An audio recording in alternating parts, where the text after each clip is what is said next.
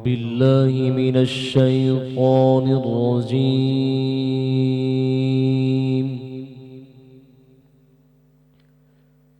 بسم الله الرحمن الرحيم.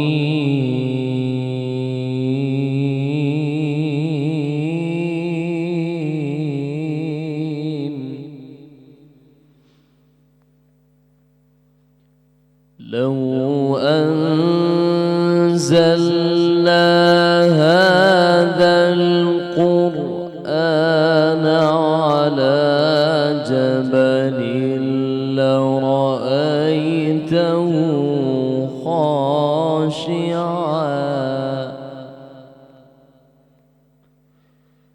خاشعا متصدعا من خشية الله.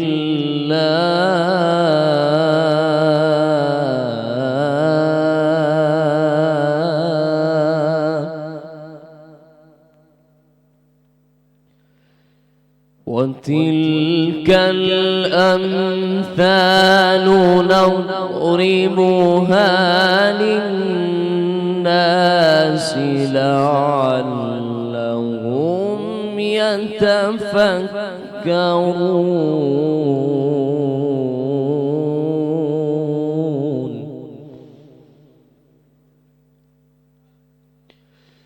هو الله الذي لا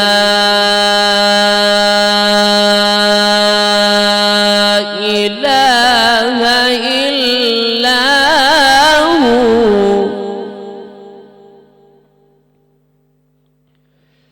هو الله الذي لا إله إلا هو عالم الغيب والشهادة هو الرحمن الرحيم.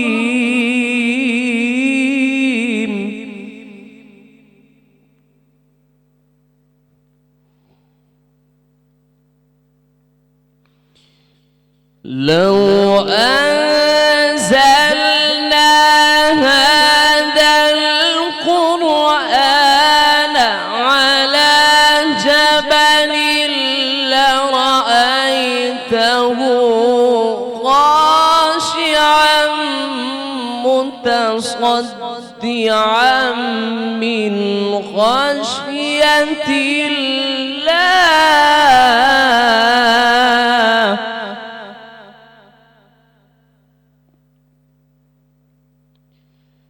وتلك الأمثال نضربها للناس لعلهم يتفكرون.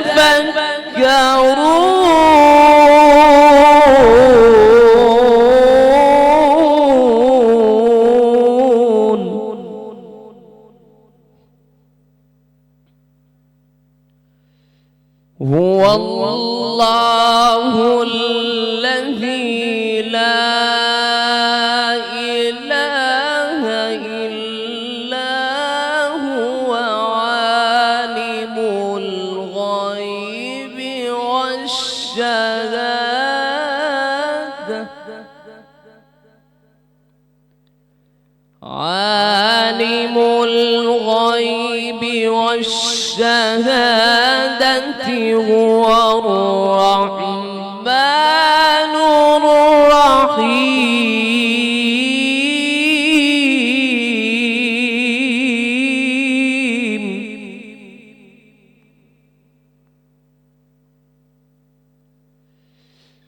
هو الله الذي لا إله إلا هو الملك القدوس السلام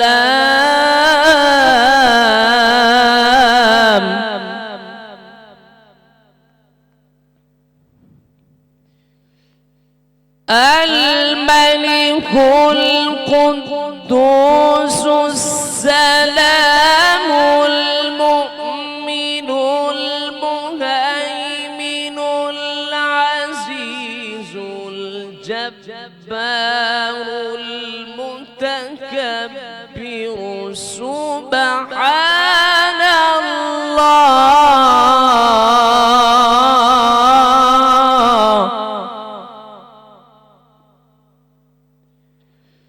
سبحان الله عما يشركون.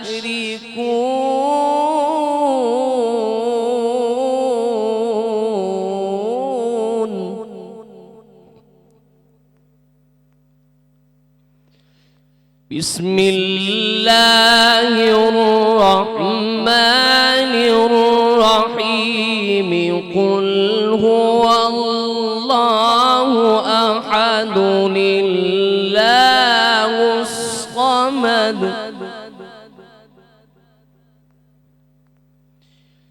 قل هو الله أحد الله الصمد لم يلد ولم يولد ولم يكن له كفوا أحد. ولم يكن له كفوا أحد. صدق الله العظيم.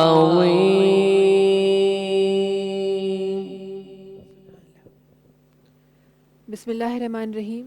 शुरू अल्लाह जे नाले सां, हुन पाक परवरदिगार जे नाले सां जेको घणो महिरबान ऐं निहायत रहम करण वारो आहे. मूंखे ॾिसंदड़नि तमामु नाज़रीन खे, हिते मौजूदु तमामु हाज़रीन खे महविश कुरैशी तरफ़ां अस्सलाम अलैकुम. ट्रांसमिशन जो बाक़ाइदा ख़ूबसूरती सां आगाज़ तिलावत क़ुरान पाक सां थियो, जंहिंमें आवाज़ हो जनाब कारी हाफ़िज़ सुहेल मारफ़ी साहब जो. ट्रांसमिशन में असां सां गॾु दीन जी रोशनी में लफ़्ज़ रखण जे लाइ असां गॾु तशरीफ़ फ़रमा आहिनि जनाब अल्लामा ज़हीर अहमद नईमी साहब आहिनि, जेके असां गॾु तशरीफ़ फ़रमा आहिनि.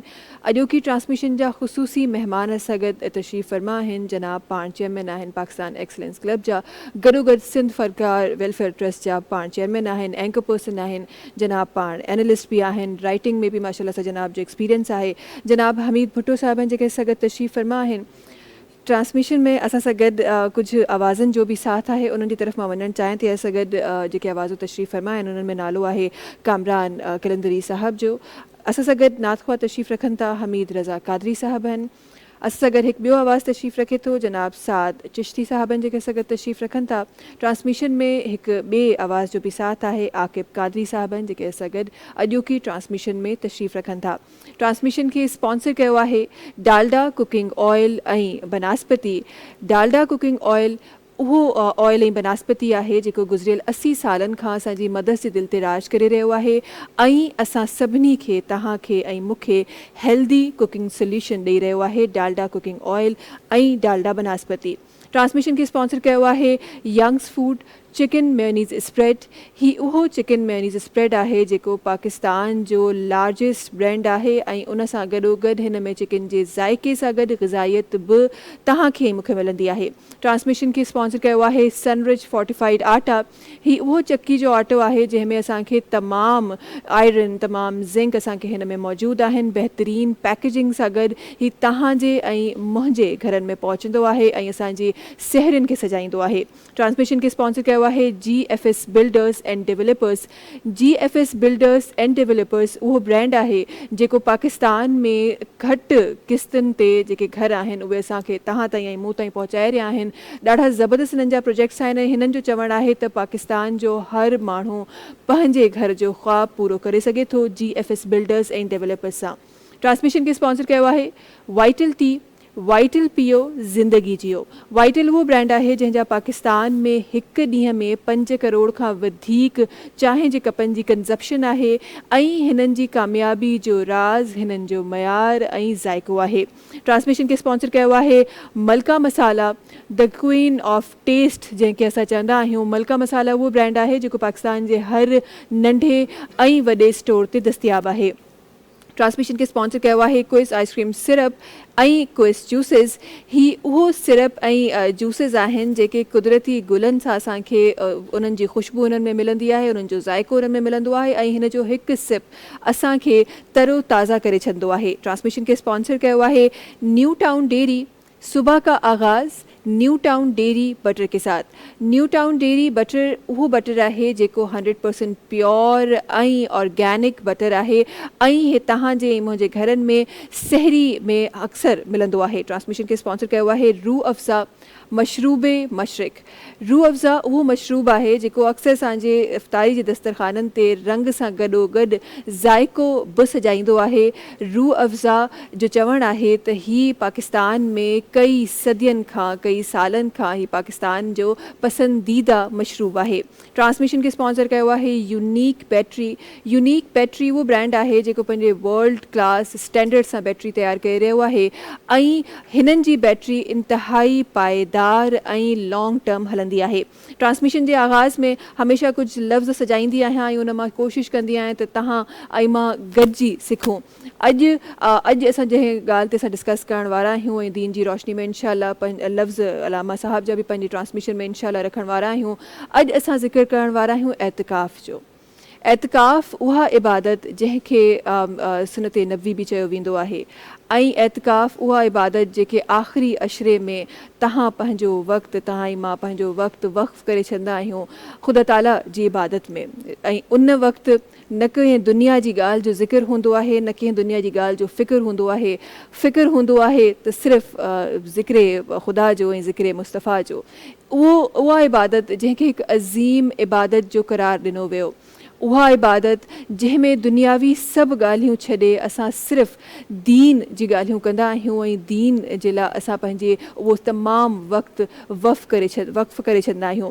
ही उहा इबादत आहे जंहिंजे लाइ असां जेको पढ़ियो आहे तव्हां ऐं मां बख़ूबी ॼाणूं था त हुज़ूर अकरम सल्लल्लाहु अलैहि वसल्लम पंहिंजी तमामु ज़िंदगी में रमज़ान जो जेको आख़िरी अशरो आहे उन में एतिकाफ़ कंदा हुआ ऐं उन एतिकाफ़ में जेके इबादतूं आहिनि उहे असां इंशाअल्लाह थोरी देरि में अलामा साहब ॾांहुं वञी ऐं उन्हनि खां ज़रूरु पुछण जी कोशिशि कंदासीं ऐं हिन जा जेके फ़ाइदा आहिनि उन मां सभ खां वॾो फ़ाइदो जेको असांखे नज़र अचे थो, जेको इंसान जी आम नज़र खां असांखे नज़र अचे थो, सभ खां वॾो फ़ाइदो हिन एतिकाफ़ जो इहो आहे त असां हूअं शायदि ग़फ़लत में ग़ीबत बि करे वेंदा आहियूं, ग़फ़लत में कुझु ॻाल्हियूं बि अहिड़ियूं करे वेंदा आहियूं जेके असांखे न करणु खपनि, ग़फ़लत में शायदि कूड़ बि ॻाल्हाए वेंदा आहियूं, ग़फ़लत में शायदि असां उहे अहकामात करे वेंदा आहियूं जेके असांखे रोज़ जे हालत में न करणु खपनि। पर ही 10 ॾींहं जॾहिं तव्हां ख़ुदा ताला जी राह में वक़्फ़ था करे छॾियो, ख़ुदा ताला जी इबादत में तव्हां वक़्तु था करे छॾियो त ही 10 ॾींहं तव्हां इन्हनि तमामु शयुनि खां बचियल आहियो।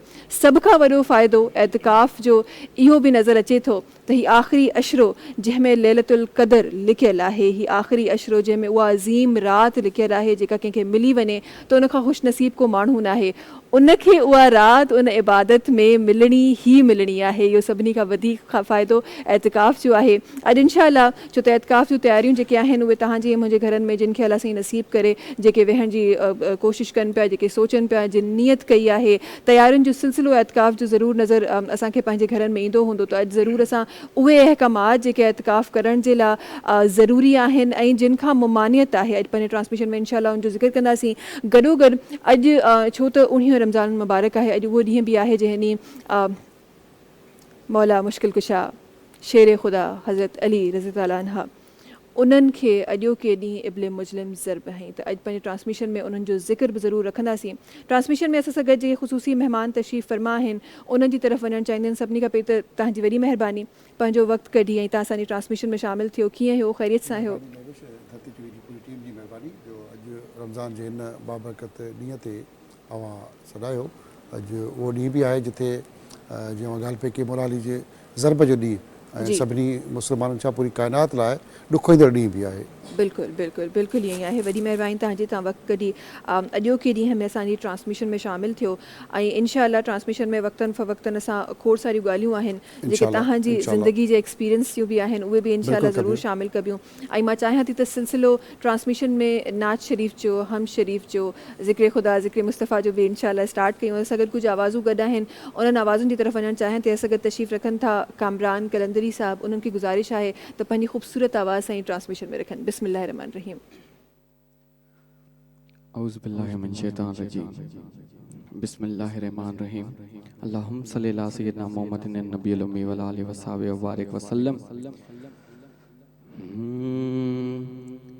سید سچے تے ہر دم سید سچے تے ہر دم سب جو سلام آہے سب جو سلام آہے سلوات پڑھندڑن تے دوزخ حرام آہے سید سچے تے ہر دم ہیانے میں ہوت ہم دم ہر وقت آہ ہر دم ہیانے میں ہوت ہم دم ہر وقت آہ ہر دم مجھے لبن تے دم دم مجھے لبن تے دم دم تجھو ہی نام آہے سید سچے تے ہر دم سید سچے تے ہر دم سائیں حیدر نر گمن میں رکھ توں مدینو من میں سائیں حیدر نر گمن میں رکھ توں مدینو من میں تجھو کٹب سمورو تجھو کٹب سمورو سرور جسام آہے سید سچے تے ہر دم سید سچے تے ہر دم سب جو سلام آہے سب جو سلام آہے سلوات پڑھندڑن تے سلوات پڑھندڑن تے دوزخ حرام آہے سید سچے تے ہر دم ماشاءاللہ ماشاءاللہ سبحان اللہ حمید صاحب सभिनी खां पहिरीं त मां शुरू करणु चाहियां थी हे जेको ख़ूबसूरत महीनो आहे बाबरकत महीनो आहे अल्हम्दुलिल्लाह जंहिंमें जेको असांखे तव्हांखे मूंखे असां सभिनी खे नसीब थियो आहे हिन दफ़े ऐं हीउ महीनो जॾहिं बि ईंदो आहे त किथे मां पढ़ी रही हुअमि त असांजा जेके सहाबिया हुआ पहिरीं वारा त उन असहाब कराम जेके आहिनि उहे 6 महीना दुआऊं घुरंदा हुआ त अलाह साईं असांखे महीनो नसीब थिए ऐं वरी जॾहिं उहो महीनो नसीब थींदो त 6 महीना पोइ वरी इहा दुआ घुरंदा त जेके इबादतूं असां कयूं उहे क़बूल थी वञनि त हेॾो ख़ूबसूरत महीनो आहे जंहिंजे लाइ चयो वियो आहे त जेकॾहिं तव्हांखे हिन जे सवाब जे बारे में ख़बर पइजी वञे त तव्हां चाहियो त यार 12 ई महीना इहो ई महीनो हुजे अल्हम्दुलिल्लाह हीउ महीनो कीअं गुज़री रहियो आहे ऐं एतिरी मसरूफ़ियात सां गॾु माशाअल्लाह सां असां त हिकु ॿ अनाउंस करे सघियासीं पर हिकु लिस्ट आहे तव्हांजे कमनि जी तव्हांजे एक्सपीरियंसिस जी जेके तव्हां सां गॾु हलंदियूं आहिनि कीअं मसरूफ़ियात हली रहियूं आहिनि हिन महीने में साहिबा हीउ महीनो अहिड़ो आहे जंहिंमें ख़ुदा अहिड़ियूं नेमतूं अता करे थो जंहिंजो असां जेतिरो बि शुक्र अदा कयूं घटि आहे बेशक नेमतुनि सां मालामाल महीनो आहे बेशक बरकतुनि वारो महीनो आहे जीअं ॻाल्हि कई त माण्हू सॼो ख़बर पइजी त हिन में केतिरो फज़ीलतूं आहिनि केतिरियूं बरकतूं आहिनि त 12 महीना ई इन महीने खे पियो घुरंदो मां बिल्कुलु तव्हांजी ॻाल्हि सां मुतफ़िक़ आहियां पर असां हिन मुल्क में ख़ासि करके पाकिस्तान में इन महीने में हाजी थियण जे लाइ ॿिया खोड़ सारा लक़ब हासिलु करण जे लाइ नाजाइज़ फ़ाइदो वठण जे चकर में हूंदा आहियूं इबादत करण सां गॾु असां ॿियनि पस मंज़र जे गुनाहनि ॿियनि जे वर चढ़ूं था हुन मां महीने जेको चंद माण्हू आहिनि जेके हिन 22 करोड़ जी आबादीअ में आउं सम्झां थो 22 लख माण्हू हूंदा जेके परहेज़गार ईमानदार ऐं हिन महीने जी बरकतुनि फज़ीलतुनि मां फ़ाइदो वठनि था बाक़ी जेका मख़लूक आहे उहा पंहिंजो वक़्तु बि ज़ाया थी करे, रोज़ा बि रखनि था, बुखूं सिर्फ़ु काटनि था, बुखनि खां सवाइ खे बि कुझु न मिलंदो, निमाज़ूं बि पढ़नि था, पर निमाज़ बि नियत उन्हनि में साफ़ु कोन्हे, उहा पलीतगी मौजूदु आहे, मुनाफ़ाख़ोरी मौजूदु आहे, सूदखोरी मौजूदु आहे, हिक ॿिए खे कटण वारो आहे, हिक ॿिए जी रतु चूसणु, घर में अॼु अहिड़ा रिश्तनि में, नातनि में, भाउ भेण में, ॿियनि ज़ाल मुड़ुस में, माउ पीउ में माण्हू औलाद में नाफ़रमानी अची चुकी आहे। जेके रिश्ता आहिनि दोस्त हिक ॿिए खे कटियूं कीअं, भाउ भाउ कीअं असां फुरियूं, भेण उन्हनि जा रिश्तनि जो जेको क़दुरु आहे उहा दीद माण्हुनि मां ॾींहों ॾींहुं ख़तमु थींदी पियो वञे, बेहयाई, ओरियानत, ॿिया मामला, ऐं जंहिं तरीक़े सां हिन महीने में असां वटि मुनाफ़ाख़ोरी थिए थी, ज़ख़ीरा अंदोज़ी थिए थी, उनजी त मिसाल ई कोन्हे। उहे पैसा कमाए, खोड़ सारा असांजा दोस्तनि जेके वॾा कारोबारी बिज़नेसमैन ॾिसूं था त पैसा कमाए चवंदा त हज ते हलंदासीं, मुनाफ़ेख़ोरी मां वरी हज कबो। इन क़िस्म जो शिरकाईंदड़ भयानक मंज़र ॾिसी अख़िर मां कंहिं महिल ॻोढ़ा वेही वञनि था। उते साॻिए वक़्तु नेकी बि थिए थी, जेतिरी नेकी कराची में ऐं असां सिंध जे मुख़्तलिफ़ शहरनि में थिए थी। 7000 साल जी मुंहिंजी तारीख़ खां वठी सिंध त हमेशॾ माण्हुनि सां मोहबत, ख़ैर, बरकत, प्यार, समूरनि मज़हबनि सां इंसानियत जो हिकिड़ो अंसर आहे। सिंध में उन मिटीअ जे करे ॾिसो त सॼी कराची समेत तव्हां लाड़काणे दादू ताईं तव्हांखे दस्तरख़्वान विछाया पिया आहिनि, फुटपाथनि ते माण्हुनि खे इफ़्तारियूं कराई वञनि थियूं, सेरियूं कराई वञनि थियूं, जूस, सुठा क़िस्म जा खाधा खुराक, माण्हुनि खे महिमान सम्झी वञे थो, महिमान नवाज़ी कई वञे थी। महिमान नवाज़ी अंसर त सिंध में मौजूदु ई मौजूदु आहे।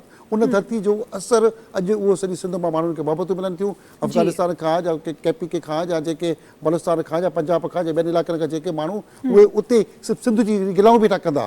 हिन महीने में त बाबा सिंध में कुझु कोन्हे, बर्बादी बींग धूड़ लॻी पई आहे, पर हुतां ईंदा, हिते थी कमाईंदा, खाईंदा, पीअंदा, रोज़ा इफ़्तारियूं सैरियूं बि हिते कंदा, ठठ ठांगर कयूं, वत वतंदा, पर उनजे बावजूदि वरी उन इबादत पंहिंजनि खे छॾे वरी बुराई पिया कंदा। हुननि ॿियनि सूबनि जी जेकॾहिं असां पाकिस्तान जी ॻाल्हि कयूं त एतिरी क़िस्म जी माण्हुनि में महिमान नवाज़ी जो अंसर कोन्हे। इफ़्तारियूं अव्हांखे नज़र कोन्हे जो रस्तनि ते कराईंदे, सेवियूं नज़र कई न ईंदियूं, ॿियनि माण्हुनि जी ख़िदमत कंदे नज़र माण्हू न ईंदा। पर हिन में मोहबत मिठास हिन धरती में आहे, कंहिं बि ॿोली क़ौम सां नफ़रत जो कॉन्सेप्ट कोन्हे। हमेशह महिमान नवाज़ी, ॿी क़ौम वारे खे हिते इज़त ॾियण जो अंसर मौजूदु आहे, पर उनजो नुक़सान बि भोगणो पए थो ऐं काफ़ी तकलीफ़ूं बि हिन धरतीअ मिटीअ खे ॾिसण में अचनि थियूं। त धरती जी मिटीअ जे अंदरि बि खोड़ सारा माण्हू, जीअं अॼु हज़रत मौला काइनात जी ॻाल्हि पई थिए, उन जॾहिं अब्दुर्रहमान मुलज़िम जॾहिं उनखे आयो खजणो त ॿार उन कूफ़े में उन मस्जिद में सुम्हियो पियो, लेटियो पियो। उन इतफ़ाक़ सां मुंहिंजे वञणु उते थियो आहे न सॼी मस्जिद में कूफ़े में, उन में हज़रत अली जी नंढड़ी हिकिड़ी घर में, हिकिड़े कमरे में कीअं रहंदो हो जिते माण्हू अॼु बि माना सुम्ही न सघंदो। हिकिड़ी उनजी सादगी वारी ज़िंदगी, उहो घर ॾिसी त असां रोई पियासीं, रोनासीं त हिन घर में हेॾी वॾी काइनात जा जेके मालिक आहिनि उहे कीअं रहंदा। नंढड़ी नंढड़ी कमरा, उन में जेके खिड़कियूं बि कोन्हनि, दर बि कोन्हनि, हिकिड़ी हवादार क़िस्म जो मस्जिद जे पासे खां हिकिड़ो घर, उहो माण्हू साज़िश कयूं, हिकिड़ो उहो बि मुस्लमान, माना मुस्लमान अंदरि मुस्लमान ई पंहिंजे हिकिड़े काइनात जे अहिड़े माण्हू जेको नबी जो सौट हुजे, उनजो न्याणो हुजे, उनखे अची ज़हर में ॿोड़े तलवार सुम्हियो पियो आहे मस्जिद में, जिते उहा मस्जिद जिते समूरनि नबियुनि अची इबादत कई आहे, नमाज़ पढ़ी आहे। उहा एॾी वॾी हिकिड़ी कोफ़े जी वॾी मस्जिद आहे, उते हर हंधि हिकिड़ो मनबर आहे, उते इहो बि ॾसियो वञे थो त फ़लाणो नबी हज़रत आदम अलैहिस्सलाम खां हिते सभिनी अची उन मस्जिद नमाज़ पढ़ी आहे। उन मस्जिद में अची जंहिं मौला काइनात खे अची खंजर हयो वञे थो, उहो तलवार सां पुठियां सजदे में मुस्लमान अची वार करे थो, उहा मुस्लमान अॼु बि अहिड़े क़िस्म जा मौजूदु आहिनि। उहो किसो अॼु बि हलंदड़ आहे, ख़तमु नथो थिए पियो। इन क़िस्म जे वाक़िअनि खे ॾिसी वॾी नज़र अचे थी माज़ी खां वेंदी। समूरे मज़हबनि में इन क़िस्म जा असां वटि इंसान मिलनि था जेके जिन वटि इंसानियत कोन्हे, बदबूदार जानवर आहिनि। उनमें अंदरि हर इंसान जे अंदरि मुख़्तलिफ़ जानवरनि जूं, पखियुनि परंदनि जूं हिकिड़ियूं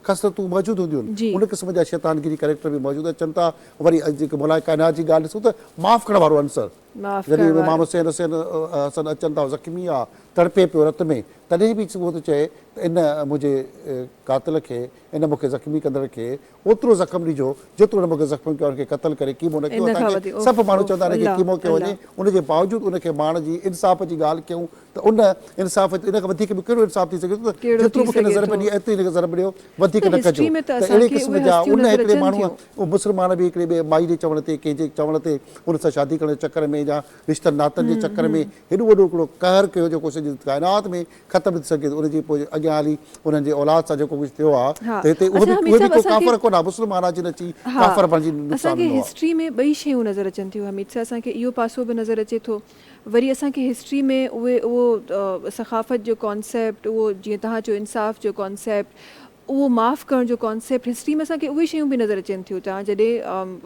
हज़ूर अकरम सल्लल्लाहु अलैहि वसल्लम जे तमामु हुन घराने ते ऐं 5 दिन पाक जंहिंखे असां चवंदा आहियूं उन ते तव्हां नज़र था विझो, हिस्ट्री में असांखे तमामु शयूं नज़र थियूं अचनि, पर उहो इंसान जेको तव्हां ई मूं मां ई हिकु आहे, उहो इंसान, उहो आम इंसान, उहो मुस्लिम इंसान, उन जेको रस्तो खयों आहे, मां कॾहिं कॾहिं इन सोच ते हैरान थींदी आहियां त असां उन रस्ते खे छो था ॾिसूं। इन जे उबतर बि त हुननि पंहिंजी ज़िंदगी मुबारका मां छा कुझु सेखारे विया आहिनि असांखे। क़ुरान पाक हिकु हिदायत जी किताब जेका असां वटि आहे, उन में केतिरी हिदायत असांखे मिले थी। असां उन रस्ते जे बारे में असां छो था सोचूं ऐं असां उन रस्ते ते छो था हलूं, असां उहे शयूं छो था कयूं जेके असांखे उते नज़र थियूं अचनि। ॾाढी ज़बरदस्त तव्हां ॻाल्हि कई आहे त असां क़ुर शरीफ़ जा जेको असां रस्तो ॾिनो आहे उनखे सम्झूं ई कोन था। असां क़ुर शरीफ़ जूं उहे अरबीअ में आयतूं पढ़ी था छॾियूं, उहे असांखे यादि आहिनि, अल्हम्दुलिल्लाह बि असांखे पढ़ी था सघूं था, सभु आयतूं पढ़ी सघूं था, पर तर्जुमो असांखे यादि ई कोन्हे। असां छो था पढ़ूं, उन में छा आहे, उन में कहिड़ी ॻाल्हि आहे, कहिड़ो ज़िक्र आहे, असां सम्झंदा आहियूं। वॾा वॾा आलिम बि खोड़ सारा माण्हू जिन सां असां डिस्कस थिए थो, खोड़ सारा आहिनि अरबी जा ॼाणूं, पर पंहिंजी ॿोली में उनखे तर्जुमो करण लाइ तयारु कोन्हनि। उन्हनि सां जेकॾहिं असां खोड़ सारी शयुनि ते बहस था कयूं त उन्हनि खे उहो सेखारे कोन थो वञे। ईअं ई असांजे अंदरि जेको इल्म जी खोट आहे, या जेको असां वटि क़ुर शरीफ़ खे कपिड़े में वेड़े सेड़े रखी उनखे कोई कुंड पासे जेके रहल ते किथे असां उनखे टंगे छॾियूं था, ख़ुदि उन सां ज़्यादती कयूं था, उनखे सम्झण जी, उनखे पंहिंजी ॿोलीअ में सम्झण जी कोशिशि कोन था कयूं। खोड़ सारा क़ुर शरीफ़ जे अंदरि बि खोड़ सारा माण्हू अहिड़ियूं ज़्यादतियूं कनि था त किथे किथे मुख़्तलिफ़ पब्लिशर उनजे अंदरि बि जॾहिं वरी तर्जुमा कनि था त पंहिंजी ज़ेर ज़बर ॾेई तर्जुमो बि मटाए वञनि। असां उन बहस कनि था, उन में फ़िरका जनम वठनि था, खोड़ सारियूं इंसानियत में मुस्लमान जो जेको अंसर आहे उहो रिड्यूस थियो वञे, त हर कंहिं पंहिंजे पासे उनखे ज़ेर ज़बर ॾेई उनजो तर्जुमो बि मटे छॾियो आहे। जेसि ताईं असां क़ुर शरीफ़ जो तर्जुमो बराबरि तरीक़े सां न पढ़ंदासीं, उनखे न सम्झंदासीं, ऐं माज़ीअ में असांजे घरनि में क़ुर शरीफ़ तर्जुमे सां असांजूं वॾियूं वॾा सम्झाईंदा, पढ़ायो वेंदो, पर अॼु असांजो अंसर ख़तमु थी चुको आहे। अॼु असांजी औलाद, असांजा ॿार सोशल मीडिया ॿियनि पासनि ते उहो रुलनि था पिया, फेसबुक ऐं ॿिया जेके सोशल साइट्स आहिनि उते वॾी फ़ख़ुर सां वेठा ॾिसंदासीं अखियूं विझी, पर क़ुर शरीफ़ पढ़ण लाइ या असांजी उन जूं आयतूं पढ़ण लाइ, पंहिंजो मज़हब जो फ़लसफ़ो पढ़ण लाइ तयारु न हूंदासीं। दुनिया जी मुख़्तलिफ़ क़ौमूं साज़िशूं त पंहिंजे असांजे मज़हब लाइ अॼु खां यकीननि कंदियूं अचनि पियूं, पर असां में इंसानियत ॾींहों ॾींहुं असांजे जेको ख़ासि करे कुझु मुल्कनि में, जंहिंमें असां पंहिंजे मुल्क खे सम्झूं, उते मुस्लमान त असां आहियूं, पर नाले मात्र मुस्लमान थींदा वञूं पिया, ऐं उहा इंसानियत सां मां ॾींहों ॾींहुं घटि बि वञे पई, फ़िरकनि में असांखे विड़हाए वञे पियो, क़ौमुनि जे बुनियादुनि ते विड़हाए वञे पियो। उहे सभु हिकिड़ा मख़सूस माण्हू, मख़सूस इदारा, मख़सूस क़िस्म जा माण्हू जेके साज़िशी ज़हननि, जेके जीअं मुस्लमानी शिकिल में मूं ॻाल्हि कई त शुरू खां अहिड़ा कातिल रहज़न वेठा आहिनि जेके असांखे नथा चाहिनि, असांजी शिकिल में हिकिड़े क़िस्म जी अंदरि मौजूदु आहिनि, पर उहे हमेशह इस्लाम जा दुश्मन आहिनि। उहे ई असांखे मुख़्तलिफ़ रंगनि में ढंगनि में मटनि था।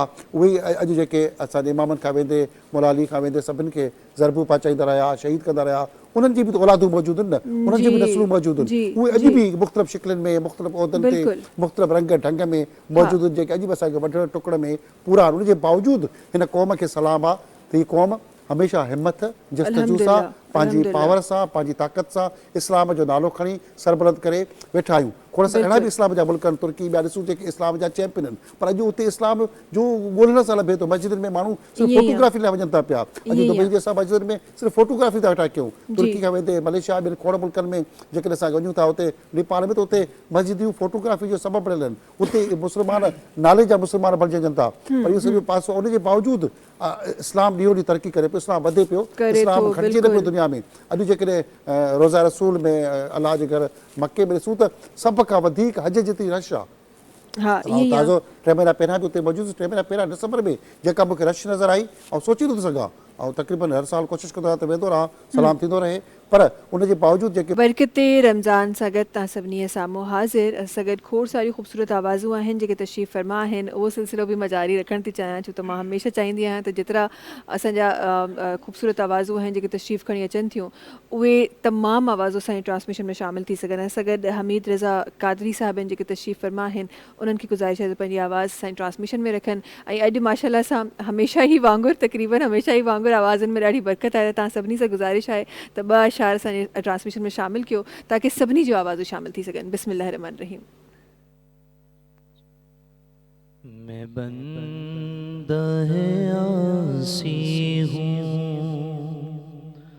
खताकार हूँ मौला, मैं بندہ عاصی ہوں خطا کار ہوں مولا مولا، لیکن تیری رحمت کا طلبگار ہوں مولا مولا، میں بندہ عاصی ہوں۔ باغے کے اجالے مجھے کیا راہ سجائے، باغے کے اجالے مجھے کیا راہ سجائے، کے اندھیروں میں گرفتار ہوں مولا مولا، لیکن تیری رحمت کا طلبگار ہوں مولا مولا، میں بندہ عاصی ہوں۔ اور ایک تیرا اشارہ ہو اور آسان ہو مشکل، ایک تیرا اشارہ ہو اور آسان ہو مشکل، ایک لہر اٹھے اور میں اس پار ہوں مولا مولا، لیکن تیری رحمت کا طلبگار ہوں مولا مولا، میں بندہ عاصی ہوں۔ اور پھر تو میرے ایمان کو توانائی عطا کرے، پھر تو میرے ایمان کو توانائی عطا کرے، برسوں نہیں صدیوں سے میں بیمار ہوں مولا مولا، برسوں نہیں صدیوں سے میں بیمار ہوں مولا مولا، لیکن تیری رحمت کا طلبگار ہوں مولا مولا، میں بندہ عاصی ہوں۔ ماشاءاللہ ماشاءاللہ ماشاءاللہ، سبحان اللہ سبحان اللہ۔ علامہ صاحب تہاں جی طرف اچن چاہیں تا میں جہیں ذکر سان ٹرانسمیشن جو سا آغاز کयो اعتکاف کے بارے میں چاہیں تھی تسانجے ناظرین تائیں وہ تمام شیوں پہنچن تو کہڑا احکامات ہیں جے کہ اعتکاف کا پہری ہیں، کہڑی شیوں جو خیال ہے جے کو اساں کے اعتکاف کے دوران رکھنو ہے؟ اعوذ باللہ من الشیطان الرجیم، بسم اللہ الرحمن الرحیم۔ سب کا پیراں تے دھرتی ٹی وی جو بہترین پروگرام ہی افطار ٹرانسمیشن اللہ رب العزت پانچی بارگاہ میں قبول فرمائے، آمین، مہربانی۔ اساں سبنی جے لائے ذریعہ نجات ٹھائے۔ سب کا پیراں ہی بھاؤ مختصر سی گالین میں وڈیوں گالیوں کیوں اساں جی جیکی کمزوریوں سب بھاؤ مختصر ٹائم میں ودیک کرے بدھائیوں، تے ہن کھا ماں ہکڑی گال ایڈ کیوں ونجا تے حضرت علی المرتضیٰ شیر خدا کرم اللہ تعالی وجہہ الکریم فرمائن تھا تے جے اللہ رب العزت کے پانجے محبوب جی امت کے بخشنو نہ ہوجیا त रमज़ान जो महीनो अता न करे आहे। वाह सुभान अल्लाह, हिन सुभान खां अल्लाह, वधीक सुभान अल्लाह। असां वटि माना को अहिड़ो वक़्तु नाहे त असां पंहिंजी मग़फ़िरत ऐं बख़्शिश जो बख़्शिश परवानो कयूं। हासिलु कयूं। सुभान अल्लाह। ऐं हिन खां पोइ इतिकाफ़ जो हाणे सुभाणे खां सिलसिलो कल्ह ग़ुरूब आफ़्ताब मां शुरू थींदो। त इतिकाफ़ जी फ़ज़ीलत मुफ़स्सिरीन ऐं फ़ुक़हा इकराम खोड़ सारियूं बयानु फ़रमायूं आहिनि। सभ खां वधीक फ़ज़ीलत इहो आहे त फ़रमायो त जेको माण्हू अल्लाह जी रिज़ा जे लाइ अल्लाह जे घर में हुन जो महिमान थी वेहंदो, जॾहिं शवाल जो चंडु नज़र ईंदो हू उथी मस्जिद मां निकिरंदो ईअं पाक हूंदो जीअं अॼु मां जे पेट मां ॼायो। वाह वाह, रज़ा सुभान अल्लाह, हुजे रब जी, सुभान अल्लाह, सुभान उन जी अल्लाह। रज़ा जे करे सिर्फ़ु वेहे, हुन जी इबादत हुजे। बाक़ी जेको हाणे असां बि रोज़ा रखूं पिया, सॼो रमज़ान गुज़री वियो आहे, ख़बर बि न पई आहे। त हिन अल्हम्दुलिल्लाह। रमज़ान में माना असां रोज़ा बि रखिया, क़ुरान बि पढ़ियो, पर पोइ बि असां किथे न किथे हसद, किथे न किथे कंहिंजी ग़ीबत, कुझु न कुझु घाटो वाधो असां खां थियो आहे। माण्हू जॾहिं अल्लाह जी रिज़ा जे करे हुन जे घर में वेहंदो त यकीनन ॿी का ॻाल्हि न हूंदी। न हूंदी, पोइ हुनखे बेशक, पाण वाह। हुन जी रिज़ा जे करे इहो नियत करे वेहे त बसि मां ही 10 ॾींहं अल्लाह जी रज़ा जे लाइ हुन जे लाइ मुख़्तस कया। पोइ हुते मस्जिद में क़ुरान हूंदो या माण्हू हूंदो, बिल्कुलु हुन जो बिल्कुलु, अहकाम पढ़े बसि सॼो ॾींहुं रोज़ो रखे गुज़ारींदो। त इन करे फ़रमायो त जॾहिं सहाबा इकरामनि हुननि खे ख़बर पवंदी त इतिकाफ़ जो वक़्तु छा त रमज़ान अचण वारो आहे, हू पंहिंजा सभु कम लाहे वठंदा, सभु कम पंहिंजा रमज़ान खां अॻु में ख़तमु करे रमज़ान जो चंड नज़र ईंदो त पोइ पंहिंजी दुनियादारी न कंदा हुआ। असां त हाणे सभु कुझु बि कयूं था, जी, पोइ बि जी। असां चऊं था त सभु इज़तूं असांजे मथे ते हुजनि, असां ई इज़त वारा हुजूं, ईअं न थींदो आहे। हिन करे क़ुरान में फ़रमायो त जेको इन अकरमकुम इंदल्लाहि अतक़ाकुम, अल्लाह रब्बुल इज़्ज़त जे नज़दीक उहो हूंदो जेको वधीक तक़वे वारो हूंदो, जेको हुन खे राज़ी कंदो। बाक़ी जेको दुनिया बि हलाईंदो, यकीनन असांखे बि हलाइणी आहे। सॼो कमु असां दीन जो कयूं त पोइ असां पंहिंजो कमु बि हलाइणो आहे। हिन जे करे माण्हू सभु कमु छॾे बि अल्लाह जे घर जे लाइ ई 10 ॾींहं जॾहिं वहंदो त पोइ हुन जी नीयत इहा हूंदी त मूंखे जहन्नम खां आज़ादी मिले। अशरो बि आख़िरी जहन्नम खां आज़ादी जो आहे। जी। जॾहिं हिन जी नीयत सां वेहंदो त यकीनन हू अल्लाह रब्बुल इज़्ज़त क़बूल करण वारी ज़ात आहे, हुनखे मुआफ़ कंदी। बेशक बेशक ईअं। अच्छा अलामा साहब, थोरो सो मां पंहिंजी ॻाल्हि खे, तव्हांजी ॻाल्हि खे थोरो सो तवील करणु चाहियां थी। ऐं उहे इहे असां तमामु अहकामात तव्हां उहे ॿुधाए रहिया आहियो जेके असांजा तमामु मर्द हज़रात आहिनि, उहे इंशाअल्लाह सुभाणे खां जेके बि नियत कनि था अलाह सभिनी जो एतिकाफ़ क़बूल करे, हे उन्हनि जे बारे में असांजियूं ख़वातीन बि घरनि में वेहंदियूं आहिनि, थोरो सो मां चाहींदमि त उन्हनि जे लाइ बि का बिशारत जेके लफ़्ज़ आहिनि जेके असां पहुचाए सघूं। ख़वातीन जे लाइ असां ॾिसो घरनि जो असांजो माहौल अहिड़ो आहे त ख़वातीन जॾहिं एतिकाफ़ जी नियत करे, पहिरियों त हुननि जे लाइ हुकम इहो आहे त अगरि तव्हां घर में आज़ादु आहियो, तव्हांखे कमु नाहे, ज़िमेदारी नाहे, त पोइ तव्हां एतिकाफ़ जी नियत कयो ऐं वेहो। ईअं नाहे त तव्हां ते घर जी ज़िमेदारी बि हुजे पोइ तव्हां एतिकाफ़ में बि वेहो, त ईअं वेहणु जाइज़ बि नाहे। हिकिड़ो माण्हू हाणे हिकिड़ी असांजी जीअं भेण को एतिकाफ़ जी नियत कई आहे, घर में जिथे नमाज़ पढ़ंदा आहिनि हुनखे मुख़्तस कनि इबादत जे लाइ, एतिकाफ़ जे लाइ। जी। हुते जॾहिं हू वेंदी, हाणे हुनखे फ़िक़ही एतबार सां इजाज़त आहे त हू पंहिंजे लाइ मानी टिकी करे सघे थी, पंहिंजे घर जे लाइ नथी करे सघे। त हू हाणे फ़ारिग़ थींदी त पोइ ई एतिकाफ़ कंदी। असांजे माहौल में अहिड़ो आहे त हाणे असांजी ख़वातीन जॾहिं घर में एतिकाफ़ ते वेहनि थियूं त पोइ सॼो घर जो कमु बि करनि थियूं। ईअं नाहे, मुख़्तस इबादत करण जो मतिलबु इहो आहे त तव्हां नमाज़ वारी जॻह खे मुख़्तस कयो एतिकाफ़ लाइ, पोइ हुन खां जॾहिं निकिरणो आहे त ज़रूरत जे करे निकिरणो आहे। तव्हांखे को पेशाब जो हुजे या तव्हांखे पंहिंजे लाइ ज़रूरत हुजे मानी जी, तव्हां पचाए वठो, खाए वठो, कंहिं ॿिए जे लाइ तव्हां हुन मां न निकिरी सघंदव, दुनियावी कंहिं बि कम सां, पंहिंजे घर वारनि जे लाइ बि।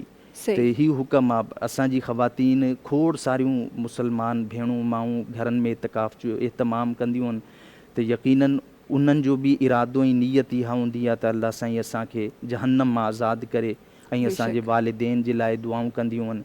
त बसि उन्हनि जो वेहणो जेको आहे त उन्हनि जी नियत ऐं जेको शरई उसूल आहे हुनखे मद्दे नज़र रखे ॿिए यकीनन ही सभु फ़ज़ीलतूं पाईंदियूं।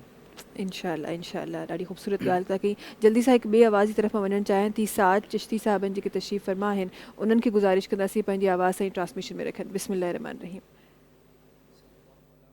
صلی اللہ علیہ وآلہ وصحبہ وبارک وسلم. در رسول پہ جانے کی آرزو ہے مجھے. در رسول پہ جانے کی آرزو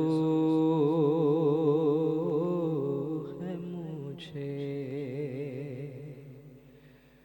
در رسول پہ جانے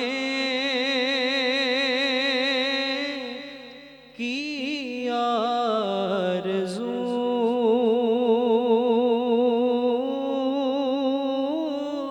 ہے مجھے.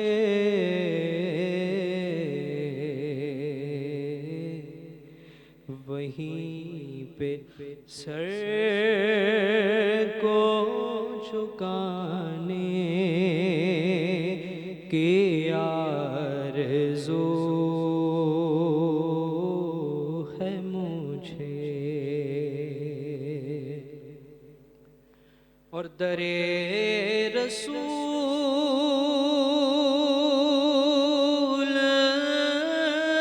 پہ جاؤں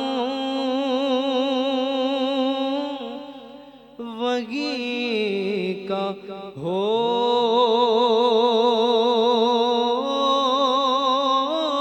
جاؤں. در رسول پہ جاؤں وہیں کا ہو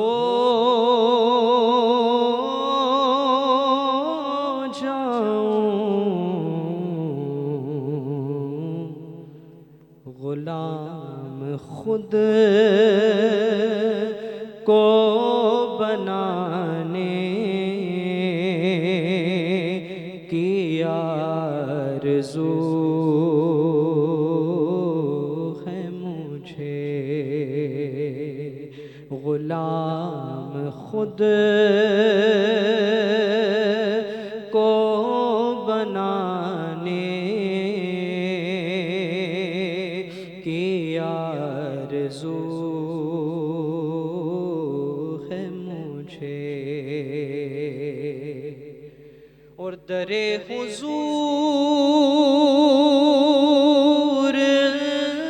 کی قربت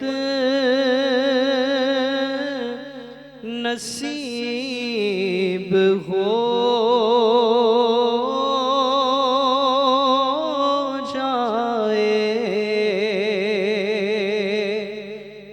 در حضور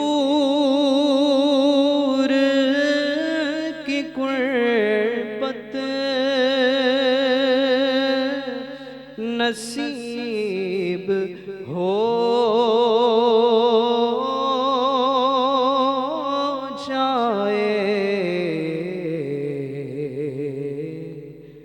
نصیب اپنا جگانے کی آرزو ہے مجھے. نصیب اپنا جگانے کی آرزو ہے مجھے. در رسول پہ جانے کی آرزو ہے مجھے. ماشاءاللہ ماشاءاللہ سبحان اللہ سبحان اللہ. حمید صاحب ماشاءاللہ سا خدا تعالیٰ جی رضا سا हिकु वॾो वेलफेयर जो कमु आहे जेको असांजे तमामु माण्हुनि जे लाइ, तमामु पाकिस्तानियुनि जे लाइ, असांजे सिंध वासियुनि जे लाइ, असांजे सिंध जे फ़नकारनि जे लाइ तव्हां कंदा रहंदा आहियो। उन वेलफेयर जे सिलसिले खे मां तव्हांजे लफ़्ज़नि में असांजे नाज़रीन ताईं पहुचाइणु चाहियां थी। ऐं हिकु वॾो सिलसिलो आहे, डिफरेंट हिकु प्रोसीजर्स आहिनि माशाल्लाह सां, खोड़ सारो वेलफेयर जो कमु आहे जेको तव्हां ऐं तव्हांजी समूरी टीम करे रही हूंदी आहे। कुझु लफ़्ज़ शामिलु करणु चाहींदमि ट्रांसलेशन में। नेकी जो कमु करण या वेलफेयर जो कमु करणु ॾुखियो कमु आहे। ॾुखियो अॼुकल्ह असां उन वेलफेयर जे कम खे धंधो बणाए छॾियो आहे, फैक्ट्री बणाए छॾियो आहे। खोड़ सारा असांजा वॾा जेके समाजी इदारा उहे दुकान मां सभु NGO जे नाले ते सनतूं बणिजी वियूं आहिनि, जेके कॾहिं तव्हांखे शतरमुख था खाराइनि, कॾहिं छा था कनि, कॾहिं कहिड़ो कमु थो हले, धंधो बणिजी वियो आहे। अरबे रुपया टैक्स चोरी कई वञे थी हिन मुल्क जी। टैक्स जेके सनतकार ॾियनि था उन में वेलफेयर जे नाले ते, CSR जे नाले ते हिकिड़ो फंड आहे, ज़कात जे नाले ते, उहो तव्हां गवर्नमेंट में जमा करण बजाए NGOs खे ॾेई था छॾनि पैसा। उहे वरी NGOs खां अधु पैसा वापसि वरिता वञनि था। इन क़िस्म जो वॾो हिकिड़ो धंधो आहे, हिकिड़ो टियों क़िस्म जो सिलसिलो आहे जेको हिन मुल्क सां अरबे रुपयनि जो, खरबे रुपयनि जो फ्रॉड थिए थो। उन सूरत हाल जे फ्रॉड जे बावजूदि बि असांखे गिनण जी कोशिशि कई आहे पाकिस्तान एक्सीलेंस क्लब, एक्सीलेंस नेकी। असां साल ॿोॾि खां वठी सैलाब जॾहिं सिंध में आयो त उन ते असां वॾे वॾे धंधोड़ी क़िस्म जे जेके समाजी इदारा फैलाया, जेके रोज़ सिंध में सभु ट्रकियूं मोकिलण जी दावेदार कंदा हुआ, कूड़ ते हिकिड़ो मबनी सिलसिलो। उन में असां कुझु त भला इहे सभु असां इन्हनि खे मदद करण बजाए, इन्हनि खे असां पैसा ॾियण बजाए पाण छो न कुझु कयूं, पंहिंजो पाण कुझु कयूं, छो न असां कुझु ॿियनि खे ॾिसूं था, ॿियनि खे तनक़ीद करण बजाए पाण कजे। असीं पाण हिकिड़ो कमु बोर्ड जे ॾींहंनि में शुरू कयोसीं ऐं अलाह साईं बरकत विधी। उन खां अॻु में कोरोना में असां थोरो हिकिड़ो कमु कयोसीं। एक्सेस नेकी जो बुनियादी कमु आहे त माण्हुनि खे ज़कात, ख़ैरात, फितरो ॾियण बजाए उहो सभु असां पाण में जेके असां दोस्त आहियूं, ॿिए कंहिंखां वॾनि इदारनि खे वठण बजाए पाण में कुझु दोस्त उहे सॼो असां पैसा पंहिंजा गॾु करे नंढा नंढा कारोबार माण्हुनि खे खोले पिया ॾियूं, जेके असां माण्हू खे उहा बि ॾेई न पिया छॾियूं, वठी छॾे रेड़ियूं हणी पिया ॾियूं, कंहिंखे रक्शो वठी ॾींदोसीं, कंहिंखे मांडी वठी ॾींदीसीं, को नंढो कारोबार 50,000 रुपए ताईं लिमिट जो असां हुनखे धंधो खोले ॾियूं था ऐं उहो हुनखे ख़ैरात ज़कात कोन था ॾियूं। उनखे चऊं था हिन जा तूं 1500 रुपया, 1000 रुपया महीनो तोखां वठंदासीं, तोखां किरायो वठंदासीं, तोखे इहो ॾियूं कोन पिया, तूं खपाए वञी कपिड़े करे एग्रीमेंट वठंदा आहियूं। उनजे लाइ असां हिकिड़ो माण्हू रखियो आहे जेको उन्हनि जे मथां सूबेदारी कंदो रहंदो आहे। उन्हनि खां मथां खपाए अचनि, सामान ई खपे वञे, रेड़ी बि खपी वञे, रक्शो बि खपी वञे। अॻु में बाज़ी में ऐं कारोबार माण्हुनि खे ॾेई छॾींदा हुआसीं नेकी करे त हिनखे असां रोज़गार ॾियूं था, खपायूं था। वरी ख़बर पई त 15 में महीने में उहो हीरोइन, चर्च, शराब ऐं ॿिए धंधनि में खपायो छॾे, छाकाणि त उनजी आदत साॻी पिणण जी। वरी ॾे वियो त मूंखे इहा शइ वठी ॾियो, मूंखे कारोबार खोलणो आहे, उनखे कारोबार करिणो ई कोन्हे। हाणे जेका 1000-1500 रुपया महीनो वठूं था, उहे महीने में वरी असां ॿिए माण्हू खे वरी असां ओतिरो हिकिड़ो नओं 50,000 रुपयो घटि थिए थो, वरी नए माण्हू खे रोज़गार नेकी में थी रही आहे। उनखे असां एक्सीलेंस नेकी चऊं था। नंढो कारोबार शुरू कयो आहे, राशन जो सिलसिलो ॿिया खोड़ सारा असां गॾिजी त कयूं पिया। हाणे बि असां हिन महीने में खोड़ सारे 400-500 माण्हुनि खे राशन बि ॾेई आयासीं। नज़र कोन थो अचे माण्हू खे जेको राशन असां ॾियूं था उहो 5 ॾींहं बि घर में नथो हले। 5 ॾींहं जे बुक खां पहिरियां ई उहो माण्हू वरी किस्तो खणी हले थो त मूंखे राशन ॾियो। जेको असां हिते सॼे पाकिस्तान जी लोध पंजाब मां, KPK मां, बलोचिस्तान मां जेके माण्हू जे मूं ॻाल्हि पई कई त सिंध खे खंजर बि हणनि था, घर बि ॾियनि था, सिंध में बींगा पिनण लाइ, ख़ैरात वठण लाइ, ज़कात पूरी कराची तव्हांजे हैदराबाद, हलकानो दादूअ जे सिग्नल ते तव्हांखे उहो अचनि था। उनमें पुलिस, ॿिया भता माफ़िया सभु ठीके ते उन्हनि खे बीहारियूं बीठा आहिनि। उन्हनि खां पोइ वरी हिसो पतो थी थो तव्हांजे दरनि ते जिते किथे नंढा कयूं बीठा आहिनि असांखे। ॿियो जीअं माज़ीअ में हिकिड़ी क़िस्म जी गुंडागर्दी, मुख़्तलिफ़ तनज़ीमूं खलुनि जे लाइ बंदूक कलेक्शन खणी माण्हू खे मारींदा। ईअं ई हाणे सिग्नल्स ते असांखे माण्हू पथर खयूं बीठा आहिनि माण्हू त असांखे ॾियो। दुकाननि ते, घरनि ते ज़कात फितर जे नाले सां जेको फ्रॉड थिए थो, जीअं मूं ॻाल्हि कई त असां पंहिंजे एक्सेस नेकी कयूं था, इन सभिनी खे पंहिंजे पंहिंजे हिसे जो नेकी जो कमु करणु खपे। उहो ई पंहिंजो अमल हूंदो। न त जेकॾहिं असां माण्हुनि खे ख़ैरात ॾींदासीं, न त जेको असां माण्हुनि खे हिरायो आहे ख़ैरात ते, इहा क़ौम तरक़ी न कंदी। असां सिर्फ़ु पाड़ेसरी मुल्क बांग्लादेश जो मिसाल वठूं त उते हुननि छा कयो त फ़क़ीर खे ख़ैरात ॾियण जे लाइ जेको ॾींदो उनखे ॿधंदासीं, बंदि कंदासीं। हिकिड़ो कानून पास थियो त माण्हू जेको फुटपाथ ते जेको कयूं था हुननि चयो जेके माण्हू खे ख़ैरात ॾियणी आहे त उनखे कमु सेखारियो, हुनरु सेखारियो। हर घर में हुनरु सेखारणु शुरू कयो वियो। उहो अॼु उते को बि फ़क़ीर कोन्हे, हर माण्हू पंहिंजो घर में नंढो वॾो हुनरु करे थो। ऐं माण्हुनि खे हुनरु सेखारियूं, वठी हलूं, नंढो कारोबार ॾियूं। असांजे जेके बि दोस्त सर्कल आहे उहो माण्हू खे असां नंढो वॾो कारोबार ॾियूं था, उनखे हुनरु ॾियूं था। उन हुनरु माण्हू खे ॾियण में, उन में बरकत ॾियण में असां माज़े में राशन ॿिया कम विराईंदा हुआसीं। असांजे रिज़्क़ में बरकत न हुई, छाकाणि असां ग़लति हथनि में उहो साॻियो ई कमु पंहिंजी नेकी विझायूं पिया। कॾहिं माण्हुनि खे रोज़गार ॾियणु शुरू कयो आहे, नंढा नंढा असां कम शुरू कया आहिनि। नंढी वेलफेयर ॿिए तरीक़े जी शुरू कई आहे त माण्हुनि खे मच्छी पकड़ सां सेखारियो, रोज़गार ॾिनो आहे। असांजे रिज़्क़ में बरकत पवणु शुरू थी आहे। उहो असां पंहिंजे कारोबार में जेको असां कमु छा कयो आहे, जेके असां एक्सेस नेकी चऊं था, असां जेको कारोबार आहे, कमु आहे, उन मां 2% खां 5% अलाह साईं ॾियनि, उहे ख़िरात ज़कात ॾियनि, उन असांजो भाईवार अलाह साईं। हर कम में असां पंहिंजो ख़ुदा खे पंहिंजो भाईवार था सम्झूं। उन में भाईवारी बि जेको असांजो हिसो वरी कंहिंखे चङे के पॉज़िटिव कम में, कंहिंजी न्याणी जी धीउ जी शादी वञी वञे काज में असां पाण वियूं था, उहा करायूं था, अहिड़े क़िस्म जो कमु कयूं था। त उन में जेका बरकत आई आहे उहो जेको 2% खां 5% हर माण्हू रज़ाकार जेको असां नेकी थो करे, उन में जेको असांजी रिज़्क़ खे बरकत आई आहे असीं सोचूं कोन था। कंहिं बि कोतुनि मां रिज़्क़ थो मिले, अहिड़ियूं रिज़्क़ थो मिले त कुझु कोन थो मिले। जेकॾहिं माण्हू इहो करणु चाहे, फुटपाथ ते बीठल हर माण्हू अहद करे त उनखे सिग्नल ते बीठल माण्हुनि खे ख़ैरात फ़क़ीर सम्झी न ॾे, इहो दुकान बंदि थियणु खपे। कराची में त हर सिग्नल ते बोर्ड लॻो पियो आहे न ॾियो ख़ैरात, उनजे बावजूदि असां नोट कढी ॾींदासीं। ख़ासि करे असांजी मायूं जेके सरहदी वारियूं आहिनि उहो ॾेखाव जे लाइ ख़ूबसूरत कढी 500,000 रुपए नोट में कढी ॾींदियूं। त इन क़िस्म जो अमल न थियणु खपे। असां जेको ग़लति पिया कयूं, ज़ुल्म था कयूं, इहो ट्रेंड ग़लति खणणु पए, माण्हू राशन जे लाइ लाइनूं घिटियूं कयूं अचनि था पिया, असांजो वेड़ पई हले, उहो बंदि थियणु खपे। रोडनि ते जेको असां फुटपाथनि ते मानी अॼु बि असां इफ़्तारियूं असां बि करायूं पिया, असां उन ॾोह में अॼु बि मलूस आहियूं, पर इहो अमल आउं सम्झां थो त माण्हुनि जी इज़त नफ़्स मजरूह पिया कयूं, फ़क़ीर वधायूं पिया, हिन क़ौम जी तरक़ी असीं रोकियूं पिया।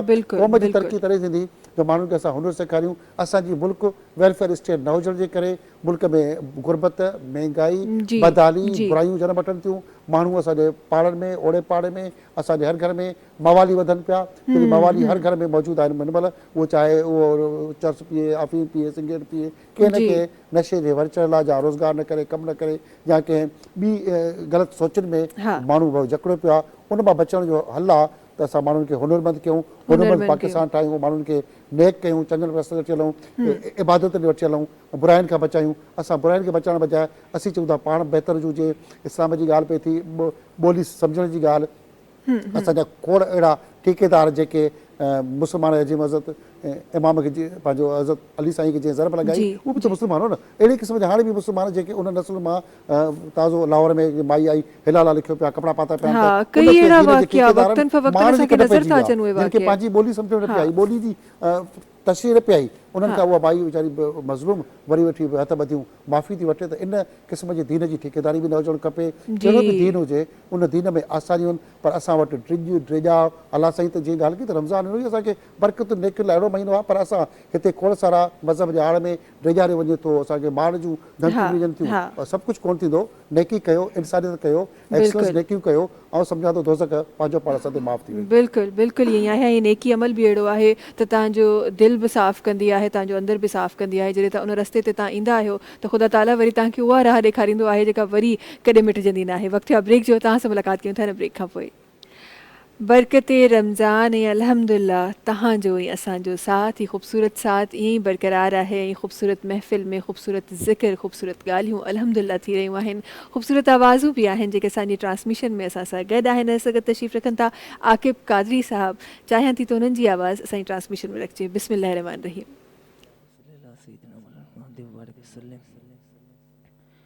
नबी का लब पर जो जिक्र है बेमिसाल आया, कमाल आया। नबी का लब पर जो जिक्र है बेमिसाल आया, कमाल आया। जो हिजरे तैबा में याद बन कर ख़याल आया, कमाल आया। जो हिजरे तैबा में याद बन कर ख़याल आया, कमाल आया। तेरी दुआओं की बदौलत आज़ाबे रब से बचे हुए हैं। तेरी दुआओं की बदौलत आज़ाबे रब से बचे हुए हैं। جو حق میں امت کے تیرے لب پر سوال آیا کمال آیا اور عمر کی جرات پہ جاؤں قربان ہے آج کافر بے جن سے لرزاں عمر کی جرات پہ جاؤں قربان ہے آج کافر بے جن سے لرزاں عمر کے آنے سے کفر پر جو زوال آیا کمال آیا نبی کا لب پر جو ذکر غیب مثال آیا کمال آیا.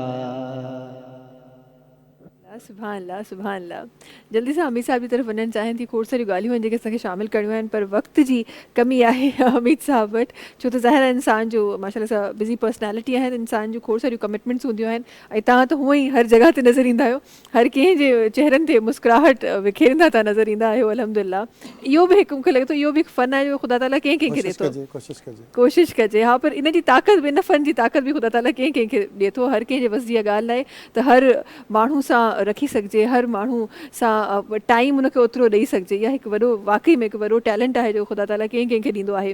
थोरो सो अचणु चाहींदमि मां पंहिंजी उन तमामु फ़नकारनि जी तरफ़ जेके असांजा काफ़ी फ़नकार मुश्किल में बि नज़र ईंदा आहिनि काफ़ी अहिड़ा फ़नकार बि आहिनि जेके बीमारियुनि में मुब्तला बि नज़र ईंदा आहिनि जेके परेशानियुनि में मुब्तला बि नज़र ईंदा आहिनि. उहे फ़नकार जेके स्पेसिफिकली हिननि मंथ्स में छो त ज़ाहिर आहे हिननि मंथ्स में ॿियूं महफ़िलूं वधीक हूंदियूं आहिनि त फ़नकार असांजा थोरा सा पोयां नज़र ईंदा आहिनि थोरा सा परेशानी जे हाल में नज़र ईंदा आहिनि.